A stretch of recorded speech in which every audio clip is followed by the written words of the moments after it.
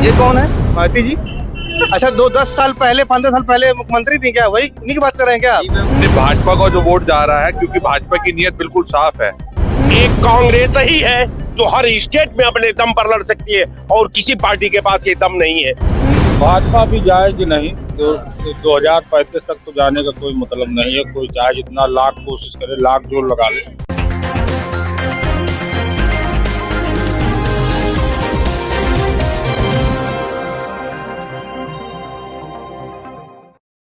नमस्कार, मेरा नाम है अभिषेक श्रीवास्तव और आप देख रहे हैं जीके न्यूज।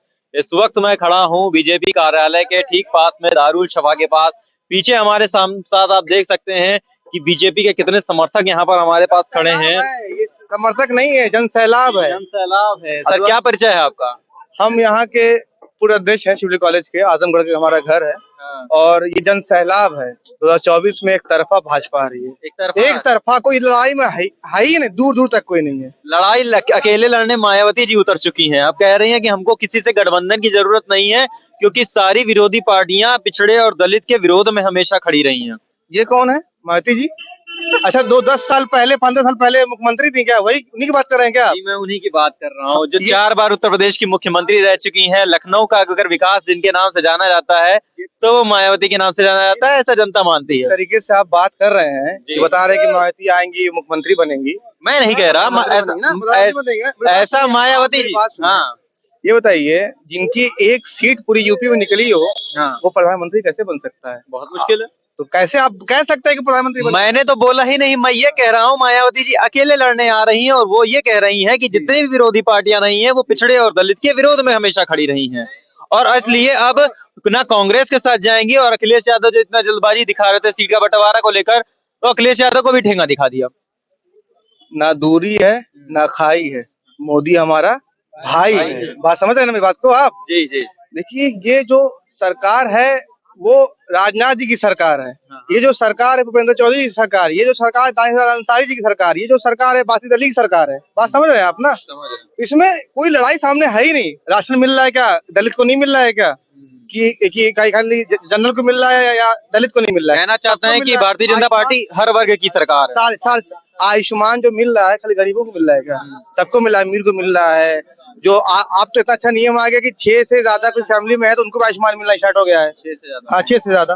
आपको क्या चाहिए बताइए? इस सरकार में आपको चाहिए क्या? खाने को मिल रहा है, अस्पताल में इलाज करने को मिल रहा है। अच्छा, पहले लग रहा था कि मायावती जी गठबंधन में शामिल होंगी, महागठबंधन बनेगा।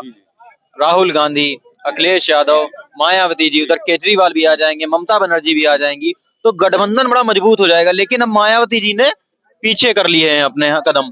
तो अब क्या लगता है कि बीजेपी को अब फायदा मिलेगा या फिर पहले भी दिक्कत थी? देखिए, कितने भी लोग इकट्ठे हो जाएं, हम पहले भी बिना गठबंधन के जीते थे और इस बार हम पहले से ज्यादा जीतेंगे, क्योंकि अल्पसंख्यक वर्ग को समझ में आ गया है। और जितने भी राजनीतिक पार्टी है उन्होंने सिर्फ वोट लेके बेवकूफ बनाने का काम किया है। अब अल्पसंख्यक समाज बेवकूफ नहीं बनेगा। ना वो बसपा की ओर ध्यान देगा, ना समाजवादी की ओर ध्यान देगा। वो केवल और केवल भाजपा को सपोर्ट करेगा। अखिलेश यादव अक्सर मुसलमानों का वोट साधने में लगते रहते हैं। आप एक मुसलमान हैं, आपका वोट भाजपा को जा रहा है, वो कैसे? नहीं, भाजपा का जो वोट जा रहा है, क्योंकि भाजपा की नीयत बिल्कुल साफ है। नीयत साफ इसलिए है, भाजपा बिना किसी मतभेद के सारी योजनाओं में लाभ मुसलमान को दे रही है। अगर मकान श्याम का बनना है तो मकान अब्दुल का भी बनना है। अगर शौचालय किसी और का बनना है, रेखा का बनना है, तो रेशमा का भी बनना है। तो इतना बुलडोजर भी तो चल रहा है। बुलडोजर देखिए, अगर मैं ही गलत करूंगा तो मेरे ऊपर भी चलेगा। अगर मैं भारतीय जनता पार्टी को सपोर्ट कर रहा हूँ, क्या मैं गलत करूंगा? मुझे अधिकार, ये तो कोई भी पार्टी किसी को अधिकार नहीं देती। भारतीय जनता पार्टी बिना किसी मतभेद के कार्य कर रही है। मायावती जी ने ऐलान कर दिया है कि अब वो अकेले चुनाव लड़ेंगी, वो किसी गठबंधन में नहीं जाने वाली हैं। तो जो कांग्रेस को ये आस थी कि मायावती आएंगी तो थोड़ी मजबूती आएगी, तो क्या अब वो आस खत्म हो गई है? अब कांग्रेस थोड़ा सा लचर प्रदर्शन करने की उम्मीद रख रही है? हम ये जानना चाहते हैं कि किसने कहा कि कांग्रेस बीएसपी से गठबंधन चाहती है? कांग्रेस की क्या मजबूरी है कि बीएसपी या किसी दल से वो गठबंधन? उसका समय की पुकार है, वो समय का एक इजहार है कि साहब आप जो है बगैर सपा, बगैर बीएसपी कांग्रेस चुनाव नहीं लड़ेगी। देखिए, एक कांग्रेस के खिलाफ एक साजिश का ये अविभाज्य अंग दिखाई दे रहा है, जिसको ये लोग एक मुहिम बना करके कांग्रेस के खिलाफ ये लोग साजिश करके ये सार्वजनिक करना चाहते हैं कि कांग्रेस लड़ने में फेलोर है, कांग्रेस लड़ नहीं सकती है, इसलिए ये सपा और बसपा को मोहरा बना रहे हैं। मैं बताऊं, आज कन्याकुमारी से लेकर के और कश्मीर के तख्त तक एक कांग्रेस ही है जो हर स्टेट में अपने दम पर लड़ सकती है, और किसी पार्टी के पास ये दम नहीं है। तो अब आप समझिए कि कांग्रेस के खिलाफ कितनी बड़ी साजिश है। और रह गया सवाल कि बीएसपी अपने बारे में, अपने भूत के बारे में, अपने वर्तमान के बारे में, अपने भविष्य के बारे में वो फैसला करने का खुद अधिकारी है। सपा भी वही सेम टू सेम है। भाई, हमारी लड़ाई बीजेपी से है, हमारी लड़ाई बीएसपी से नहीं है, सपा से नहीं है। तो हम कहना चाहते हैं कि ये जो है एक जो है कूटनीति का भारतीय जनता पार्टी द्वारा एक प्रायोजित ये जो है प्रारूप तैयार किया गया है, जिसमें मीडिया भी इन्वॉल्व है, जिसमें बीएसपी के आईटी सेल इन्वॉल्व है, जिसमें बीजेपी के नेता इन्वॉल्व है, और ये बताना चाहते हैं कि बीएसपी के बगैर और सपा के बगैर कांग्रेस लड़ नहीं सकती। तो मैं आपके चैनल पर उनका दिमाग साफ कर दूं कि हम किसी से गठबंधन के चाह में नहीं थे, गठबंधन के लिए हम किसी के दरवाजे नहीं गए थे। कांग्रेस खुद अपने आप में सक्षम है, जो भाजपा से लड़ सकती है। क्या नाम है भी आपका? अर्जुन त्रिवेदी। अर्जुन जी, लोकसभा 2024 में किसकी तरफ है रुझान? भाजपा भी जाएगी नहीं, 2035 तक तो जाने का कोई मतलब नहीं है। कोई चाहे जितना लाख कोशिश करे, लाख जोर लगा ले। 2035 तक? अरे भाजपा के पास अब लीडरशिप के लिए बचा क्या है? नरेंद्र मोदी के पास तो कोई लीडरशिप दिख नहीं रही है। एक इधर उत्तर प्रदेश में योगी आदित्यनाथ है। तो योगी केंद्र में बैठेंगे। योगी केंद्र में बैठेंगे? बिल्कुल योगी केंद्र में बैठेंगे आने वाले समय में। अच्छा। अब की मोदी प्रधानमंत्री बनेंगे, अगली बार योगी जी प्रधानमंत्री के दावेदार होंगे, वो केंद्र संभालेंगे। एक भगवा चोले वाला व्यक्ति केंद्र में प्रधानमंत्री की गद्दी पर बैठेगा, ये बात तो विपक्षी पार्टियों को हजम ही नहीं होगी। अरे ना हजम हो, उनको तो राम मंदिर भी हजम नहीं हो रहा, जो हमारे लोगों का आस्था का जो है केंद्र है। विपक्षियों को जब जब धर्म कार्य हुए हैं, विपक्षी जो है डगमगा गए हैं, क्योंकि अब इस समय अधर्म के कार्य हो नहीं रहे, गुंडाई चल नहीं रही है, दबंगई चल नहीं रही है, गुंडों के ऊपर बुलडोजर चल रहे हैं, समझे? तो उस समय छटपटा रहे हो, कुछ भी उठपटांग बोलेंगे, उसमें कोई मतलब नहीं। आपने गुंडों की बात की, तो गुंडों पे जो कड़ाई रखती थी वो मायावती भी बहुत रखती थी, और मायावती को गठबंधन में शामिल करने का कांग्रेस ने बहुत प्रयास किया, लेकिन मायावती ने उनको ठेंगा दिखा दिया। कह रही है अब हम नहीं आएंगे, अब हम अकेले लड़ेंगे, क्योंकि सारी जो पार्टियां हैं वो दलित विरोधी हैं। तो मायावती जो अपनी पार्टी में गुंडे संजो के रखी थी, उनके ऊपर तो कोई कार्रवाई नहीं, जो विपक्ष में उनके विपक्ष में खड़े हुए थे, ठीक, उन्हीं को गुंडा मान के उन्हीं के ऊपर कार्रवाई की थी, ठीक है। तो अब ये भाजपा सरकार है जो अपने अपने भाजपा समर्थित जो पार्टी में अगर कोई गुंडे रहे उन पर भी कार्रवाई कर रही है। क्या नाम है सर आपका? आलोक कुमार जायसवाल। कहाँ से है सर? जनपद मऊ। जनपद मऊ। मऊ से यहाँ पर आए हैं सर।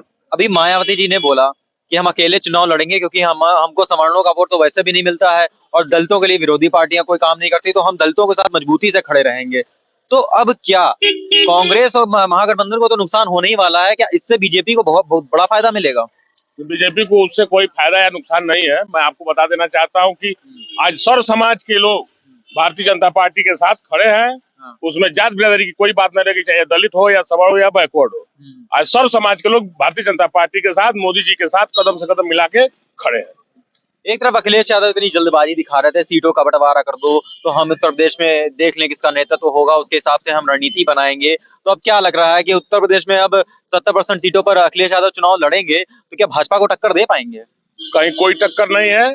आज पूरे देश, पूरे प्रदेश की जनता आदरणीय मोदी जी के साथ, उनके अच्छे नीतियों के साथ, पार्टी जो उनकी एक सोच है कि सबका साथ, सबका विकास, सबका विश्वास, उस पर विश्वास करते हुए आज प्रदेश की पूरी एक एक जनता मोदी जी के साथ खड़ी है।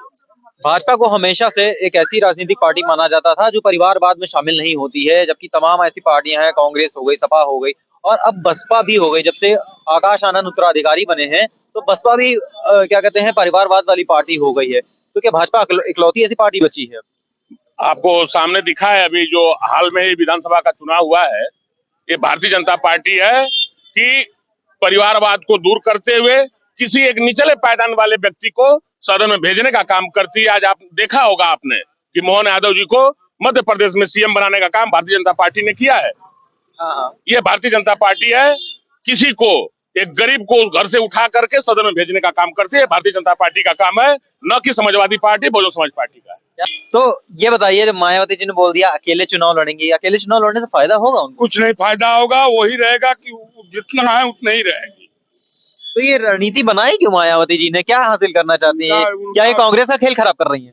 खेल कांग्रेस को ले रही है जी, कांग्रेस का खेल खराब कर रही हाँ कांग्रेस को ले रही है। कांग्रेस तो वैसे जा रहा है, है। सब लोग चोर चोर इकट्ठे हुए हैं, कौन उसी तरह जा रहा है। कौन चोर चोर? ममता बनर्जी, राहुल हाँ गांधी, राहुल गांधी, लालू यादव, हाँ, केजरीवाल, हाँ। शराब घोटालिया, हाँ, ये सब लोग तो वही है।